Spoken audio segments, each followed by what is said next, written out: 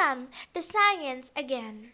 Now, if we go back a bit, we can see that in this slide we saw a term called as the carriers. Now, what are carriers? Carriers are essentially any organism that is contaminated with a particular disease. So it serves as a channel. It could be a person, animal, insect, anything. And because the virus itself needs a body to reside, and that body then becomes the carrier. So in the example that you see, there are a couple of diseases which are caused by, let's say, houseflies, because they jump in from heaps of garbage or unclean things or stagnant water. And when they move from one place to the other, houseflies carry microbes like bacteria onto food which is uncovered. And obviously, when somebody eats that food, one can experience bouts of illness. So, that is why we should always cover our food, right? Indeed. What is preserving? I think just to ensure that food is available across seasons and stays for a longer period of time is called as preserving. This process is done by preservatives. That's a process which is physical or chemical conditions essentially, so that it lasts for a longer time.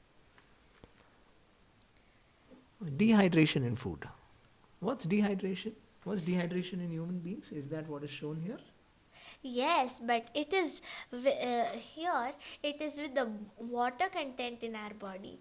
If we see dehydration in food, actually dehydration means the removal of water from food items for preservation in this case. But actual dehydration, if we look at the term generally, it actually means lack of water in our body due to less drinking of water. So, many people say that during flights you should not stay dehydrated, which means you should drink lots of water. True, that's because the air is dry in an aircraft. Yes. Preservation by the sun's heat. Which is dehydration, of which we already looked at earlier. So the absence of moisture, or in the sense, the presence of dryness. So microorganisms don't grow because microorganisms, as you have seen earlier, need moisture and water content for them to grow. So you dehydrate certain food elements and you preserve them.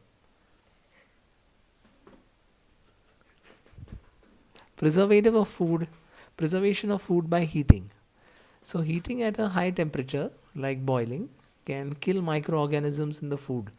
So we have tried to get you a very nice chula of types, gas stove with an earthen pot, where you can make milk last longer. That's what we all do at home, right? Every day, so that it doesn't spoil. And then, of course, if we are not sure about the source or contamination of water, we also boil it. This ensures that all microorganisms are killed.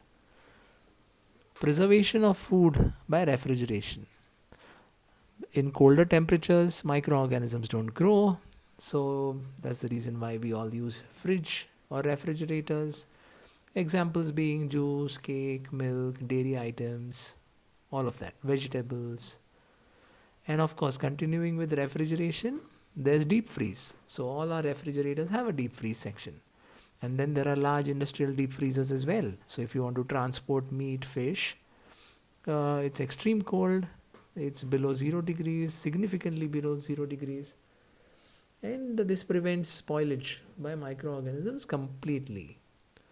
And then there are the old age time tested techniques of using common salt, oil, sugar.